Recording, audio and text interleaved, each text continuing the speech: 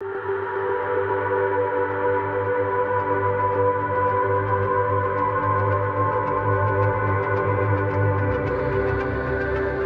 కుమార పరిశుద్ధాత్మ నామములో మీ అందరికీ మరణాత. జీవాహారము అనే అనుదిన ఆధ్యాత్మిక కార్యక్రమానికి ప్రేమతో మిమ్మల్ని ఆహ్వానించుచున్నాము. మీరందరూ బాగున్నారని, అనుదినము వాక్యాల ద్వారా బలపడుతున్నారని నమ్మి విశ్వసించుచున్నాము. ఈరోజు వాక్యాన్ని బైబిల్ గ్రంథము నుంచి మనం ధ్యానించుకుందాం. యోహాను సువార్త 2వ అధ్యాయము 5వ వచనము. ఆయన తల్లి పరిచారకులను చూచి ఆయన మీతో చెప్పునది చేయుడనెను.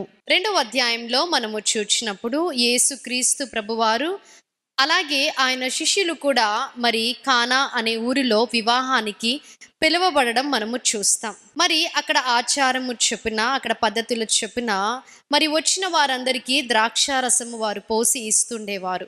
ఆ ద్రాక్షారసం అయిపోయినప్పుడు మరి యేసుక్రీస్తు ప్రభువారి తల్లి ఆయన దగ్గరికి వెళ్ళి అలాగే పరిచారకులకి కూడా మరి ఆ ద్రాక్షరసం అయిపోయింది అని చెప్పడం మనము చూస్తాం. అప్పుడు దేవుడు నా సమయము ఇంకా రాలేదు అని చెప్పి ఉన్నారు. మరి శిష్యులు ఆయన దగ్గరికి వెళ్ళినప్పుడు ఆ బాణాలో మరి నీళ్లు మీరు నింపండి అని చెప్పడం మనము చూస్తాం.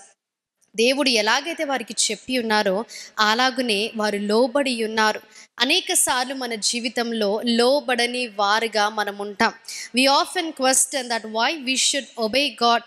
అనేక సార్లు ఎందుకు దేవుని మాటలను అంగీకరించాలి, ఎందుకు లోబడాలి, లోబడడం వలన మాకు వచ్చే ప్రయోజనం ఏంటి, what we would benefit from obeying God, అలాంటి ప్రశ్నలు మనకి వస్తూ ఉంటాయి.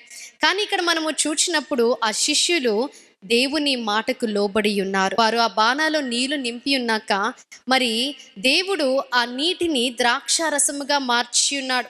ఆ బాణాలో ఉన్న నీళ్ళని మరి మీరు పోసి ఇవ్వండి అని చెప్పడం మనము చూస్తాం. దేవుడు ఆశీర్వదించగా ఆ నీరు ద్రాక్షారసముగా మారి ఉంది. వారు లోబడి ఉన్నారు కాబట్టి అక్కడ ఆశ్చర్య కార్యం వారు చూసి ఉన్నారు. మనం కూడా లోబడినప్పుడు దేవుని క్రియలు మన జీవితంలో మనము చూస్తాం. అంతేకాదు అక్కడ ఆ వివాహానికి వచ్చిన వారు కూడా ఆ ద్రాక్ష రసముతో సంతృప్తి చెందిన వారిగా మనము చూస్తాం. ఎందుకనగా మొదటిగా ఏ ద్రాక్ష రసం అయితే వారు అక్కడ పోసి ఉన్నారో మరి రెండవసారి కూడా అదే ద్రాక్ష రసమును ముందు ఏ రీతిగా ఉందో అదే రీతిగా మరలా ఉండడం మనము చూస్తాం. ఇక్కడ బైబిల్ గ్రంథంలో మనము చూచినప్పుడు అక్కడ వాక్యం తెలియజేస్తుంది, నీవైతే ఇది వరకును మంచి ద్రాక్షరసం ఉంచుకొని ఉన్నావని అతనితో చెప్పెను. ఇక్కడ ఆ విందు ప్రధాని మరి పెండ్లి కుమారుని పిలిచి ముందుగా ఏ ద్రాక్షరసం అయితే ఇచ్చావో ఇప్పుడు కూడా నీవు అదే ద్రాక్షరసం ఇచ్చి ఉన్నావు అంటే అక్కడికి వచ్చిన వారు సంతృప్తి చెంది ఉన్నారు. మనము దేవునికి లోబడి ఉన్నప్పుడు ఆయన మన జీవితంలో చేసే కార్యాలు ఆ రీతిగా ఉంటాయి. సంతృప్తి చెందే వారముగా మనం ఉంటాం. ఇక్కడ మనము చూచినట్లయితే వారు లోబడి ఉన్నారు కాబట్టి వారు అక్కడ ఆశ్చర్య కార్యము చూసి ఉన్నారు. మనం కూడా లోబడి ఉన్నప్పుడు మన జీవితాలలో కూడా దేవుడు ఆశ్చర్య కార్యాలు చేస్తారు. ఆయన యందు మనము విశ్వాసం ఉంచి ఆయన మాటకు మనం లోబడి ఉన్నప్పుడు మన జీవితంలో దేవుడు ఆశ్చర్య కార్యాలు చేస్తారు. ఇది వాక్య వర్తమానాన్ని దేవుడు మీ వినికిడిలో హృదయంలో భద్రపరిచి దీవించి ఆశీర్వదించునుగాక. ఆమేన్. మహాగణుడా, మహోన్నతుడా, పరిశుద్ధుడా, నమ్మదగిన మా యేసుక్రీస్తు ప్రభువా, మీకు స్తుతులు, స్తోత్రాలు, వందనాలు. ఈ ఉదయకాల సమయమున తండ్రి వాక్యం ద్వారా మీరు మాతో మాట్లాడి ఉన్నారు. విన్న వాక్యాన్ని ప్రతి ఒక్కరి హృదయంలో మీరు భద్రపరిచి దీవించి ఆశీర్వదించండి.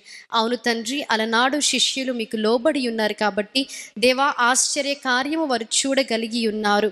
దేవా వాక్యము ఎందరైతే విన్నారో తండ్రి వారి జీవితంలో కూడా మీరు ఆశ్చర్య కార్యాలు, అద్భుత కార్యాలు మీరు చేయండి. యేసుక్రీస్తు నామములో అడిగి వేడుకుంటున్నాం ప్రియ పరలోకపు తండ్రి, ఆమేన్. అందరికీ మరణాత. దేవుడు మిమ్మల్ని అందరినీ దీవించి ఆశీర్వదించునుగాక. ఆమేన్.